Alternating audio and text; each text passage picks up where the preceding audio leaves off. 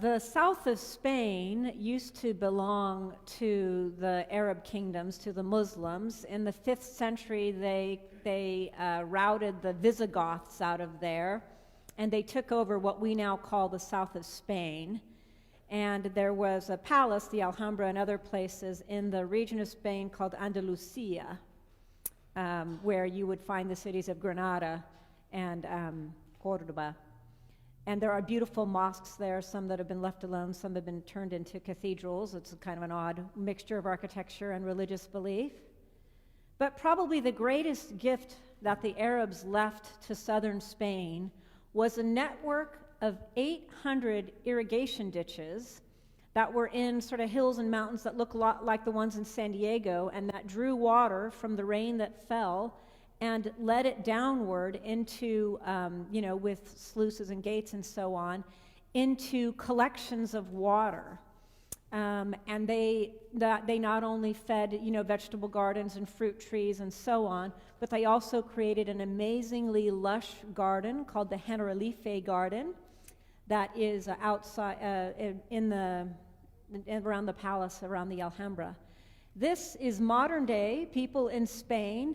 They are using picks and hoes and everything to clean out one of those irrigation ditches. Over the hundreds of years, they've been filled with leaves and dirt there underneath. And they were quite sophisticated looking things, like the things we use to catch water these days. They're clearing them out to get the water down the hills in a country that now, of course, belongs to the nation of Spain. These are the gardens of the Generalife. The Caliph would sit and look out at the water. This is one of the acequias, which is basically like an aqueduct kind of thing. An acequia is a thing that collects water. And you can see the lush foliage, and there are fruit trees, there are orange and lemon trees down here, and a constantly flowing fountain. Now, you can guess why I'm presenting this beautiful image to you. I'm trying to help you picture what is being given to you in the reading from Jeremiah and Psalm 1, and I'm going to say also in the blessings and woes of Luke. In those passages, we get a very stark, black and white message, which is not normally the way of Episcopalians, but I'm going there. And I'm going there because all of the preaching tools for me said, don't you lily-livered, cowardly preachers try to say it's about the poor of spirit and it's not about, So I'm just going to put it bluntly to you. People who have faith in God make it through all the droughts and sadness and misery and difficulty and poverty, as well as all the good things in life. People who have no faith don't. I know it looks to you like they do. Gosh, they look rich and happy. I've never met a rich and happy person. The richest people I know are the unhappiest people I know. The people who win the gold medals and get millions and billions of ad contracts are the people who say, I got depressed and nearly killed myself. We think that is what gives people happiness, because the mind is perverse, as Jeremiah says. The mind is fickle. Our heart is fickle. What we think makes us happy, what we think we want, what we think we need and we need right now, is not actually the thing that is going to help us thrive. The only thing that's going to help us thrive is to plant ourselves near a stream of living water. Now, in the Jewish tradition, that living water was the Word of God in the Bible. And to them, the Bible at the time was the first 5 books of the Bible, the Torah, the law. And we have built upon their tradition and extended that to the Word, the law that is in the life of Jesus Christ and what He gives to us. Our faith in Jesus is that living water. I hope you all remember the book of John, chapter 4, when He meets the Samaritan woman and He asks her for water, and then He tells her that He has the water of everlasting life, and she says, please, sir, let me drink some of that. And He says, it is belief in me that is the living water. That's an appalling statement unless you actually are God. That would be an appalling statement. But in our time, we recognize that it must have been a truth, because here we are today, still worshiping Him. And I trust, if you are sitting here today listening to this word, that you yourself have some sense that a life of faith is a life of richness, and that a life without faith is a life of desiccated desolation. That this is what life looks like ultimately without God. Now, I commonly hear, and I most commonly hear this from teenagers, but I hear it from adults as well, that they have stopped believing in God because they prayed for something for a long, long time and did not get it. So that either means that there is no God, or that the God is a useless, harmful, uncaring, unloving God. So why bother? Lots of adults believe that too, and lots of people lose their faith because of that. Well, I think we've all been there. I mean, I've certainly been frustrated with God when I prayed for a year or 2 years or even 3 years, and I thought, hey, I have showed up. I've been to church, I've prayed, I've read my Bible, and, where is it? But let's think about the biblical examples of faith. Let's start with Jeremiah, our author today. Jeremiah, as you remember, was appointed by God. I told the kids about this last week. Was appointed by God to speak the word of God. You're going to say whatever I need you to say. And he appointed Jeremiah to tell the king and queen of his time that Israel was going to be routed by the Babylonians and that they needed to surrender in order to avoid massive bloodshed. Just give in, go with them for a while, be faithful to God, and all shall be well. But the false prophets said what the king and queen wanted to hear, and they said, ignore Jeremiah, we're going to be fine. There's no attack, we'll be fine. Well, they should have listened to the CIA. They should have listened to Joshua. And instead, what happens is they throw Joshua in a cistern. That's a deep, deep well. He has no food, he has no water, he'll die in there. And eventually, somebody rescues him and gets him out of there. And Jeremiah goes off into exile with people. Everything that he predicted is true because he was the authentic prophet, the one who really did hear God talking and really did obey what God told him to do. Things weren't great for Jeremiah as a result, and he waited for years for things to get better for him. And yet he still proclaimed this word that you see in our reading. Let me get back to it again. Hope you're all looking at that reading. That basically says the people who have faith have a rich life, and the people who do not have faith end up like a shrub in the desert, and they shall not see when the relief comes. Now, I want to point something out to you. It looks like the readings are saying, if you're faithful, I'll be good to you and give you what you need. If you're not faithful, I will destroy you. That is not what the readings say. None of them say that. They all say, if you're faithful, you will have a rich life because you will be like a tree planted near living water. If you are not faithful, if you do not trust in God, but trust instead in mere mortals, you will have a dry and desiccated life. It doesn't say God is going to destroy you. It's just going to say your life is not going to be good.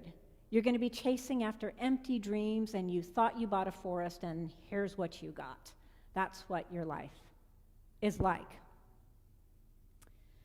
If you take a look at the Psalm 1, it is repeated again. Happy are they who have not walked in the counsel of the wicked, nor lingered in the way of the sinners, nor sat in the seats of the scornful. Their delight is in the law of the Lord, and they meditate on his law day and night. They study the Bible day and night. That's every day, morning and evening. They are like trees planted by streams of water, bearing fruit in due season with leaves that do not wither. Not every season.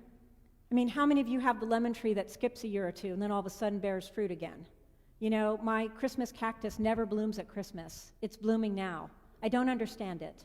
And everybody's putting up their pictures on Facebook of their gorgeous Christmas cactus. And I'm like, I never get flowers. But now there it is, mid-February, and I've got this amazing blooming Christmas cactus in February. Because one simply has to wait for it, as frustrating as it is. Now we get to the kicker, which is the blessings and woes of Luke. And I've done this Bible reflection with, let's see, the staff, the wardens. I don't think we did the vestry this week. And then once again with all the commentators. And I would like to tell you that it's about being poor in spirit and just pray and God will make you feel better. But I don't think so. Luke cares very much about the people who are actually poor, the people who don't have any food to eat, they do not have a place to live, they don't have a place to take a shower, they're being mistreated by others. And it's not that he despises or thinks poorly of people who have joyful abundance in their lives. That's actually not what he's saying. So when he says, woe to you who are laughing now, for you will mourn and weep, it's not that he despises joy. It's that he is saying, woe to you who are laughing at the expense of others. Woe to you who are laughing with joy as others beside you are weeping and not stopping to ask them, what can I do for you? How can I be with you in your time of suffering? He's talking about the seats of the scornful, the people who are shooting down everything you're trying to do, the people who are suffering due to their faith in Jesus and what it has caused them to do for the world. He's talking about those people. What can we do for those people? We're fortunate in that we're going to have a forum today on affordable housing by Jessica Ripper, who works on the issue of affordable housing in San Diego. And that is a perfect example of how we, who I believe are all well housed, we all have a place to live, can remain in our homes and yet say, what could we do? How could we be a force for good in our community to make sure that others have a safe place to live as well? Jeremiah says that if we are faithful, we will bear fruit. Here are some orange groves. I believe these are California, not Spanish. But nevertheless, we know what a fruitful harvest looks like. And the interesting thing about being a tree that bears a harvest is I'm sure it makes us feel good to have our fragrant flowers and our sweet fruit, but we're also feeding others. We're feeding their stomachs. We're giving them visual delight. We are a sign to other people of what that faithful life looks like. Now, the thing to remember, if you are in a season of drought, you're in a season of drought in terms of sorrow, depression, lack of work, loneliness, whatever it might be. The thing to remember is that the way trees survive drought is that they do their best to plant themselves by living water, Jesus, the Word of God, other people who believe in the Word of God. And then they do what smart drought-resistant plants do. They send their roots very deep and very far away. They plant themselves for a long time, going as deep down as they can with those spiritual roots and then spreading them outward so that they can reach those irrigation ditches of Jesus that are going by them. How can you do this? Expose yourself to the Word of God as often as you can. How many of you have had a moment where you've just said, I just need some help, and then you open the Bible and you read a verse that helped you? About half, 1/3. Okay. Of those of you who didn't raise your hand, how many sought that in the Bible and didn't get it? So then the rest of you didn't raise your hand, you mean you didn't open the Bible. All right. So I have an idea. When you are in that moment of desolation, when you're in that moment of anger, frustration, I don't care what it is, open the Bible. That sends out one shoot way out there that has lasted for thousands of years. And then the other one, and this is one of my favorites, talk to a fellow Christian. How many of you have talked to a fellow Christian, spouse, friend, member of the church when you were in that moment of desolation? There we go. Now we're getting, that's more like 3/4. We're getting there. And I would suggest prayer. Let God have it. Let God know. In good times, in bad, in angry times, in sad times, in clueless, frustrated times, ask God for guidance and leave it at the foot of God. God never abandons us. We abandon God.